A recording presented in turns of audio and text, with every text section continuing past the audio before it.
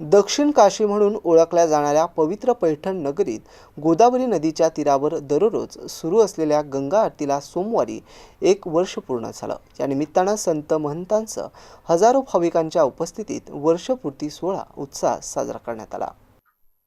पूर्वी गंगा आरतीचा सोहळा प्रामुख्यानं दशाश्वमेध घाट वाराणसी येथेच पाहायला मिळत होता। मात्र नाथ संस्थानाच्या पुढाकारातून पैठण येथील पवित्र गोदावरी नदीवर ही गंगा आरती सुरू करण्यात आली। या उपक्रमाची संकल्पना नाथ संस्थानचे अध्यक्ष तथा आमदार विलास भुमरे यांनी मांडली होती।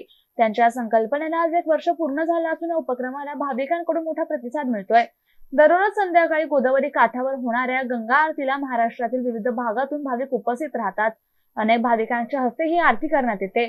त्यामुळे पैठण नगरीत दररोज भक्तिमय आणि आध्यात्मिक वातावरण अनुभवायला मिळतंय। 9 मार्च रोजी गंगा आरतीच्या वर्षपूर्तीनिमित्त विशेष कार्यक्रमाचं आयोजन करण्यात आलं होतं। यावेळी अंमळनेर संस्थानचे मठाधिपती हरिभक्त परायण प्रसाद महाराज अंमळनेरकर, आमदार विलास भुमरे, नगराध्यक्षा विद्याभूषण कावसानकर, नाथ संस्थानचे कार्यकारी विश्वस्त दादा बारे पाटील, जिल्हा दूध संघाचे संचालक नंदू अण्णा काळे, उपनगराध्यक्ष तुषार पाटील, माजी नगरसेवक भूषण कावसानकर, शेखर शिंदे, जालिंदर अडसूळ, शिवराज पारीख, गणेश वरकडेश्वर दगडे, सुनील हिंगे, गोवर्धन टाक, कृष्णा मापारी, जिल्हा परिषद सदस्य राधाकिशन पठाडे, सतीश आंधळे, अनिकेत धारकर यांच्यासह अनेक मान्यवर आणि भाविक मोठ्या संख्येने उपस्थित होते। गौतम बनकर, MCN न्यूज, पैठण।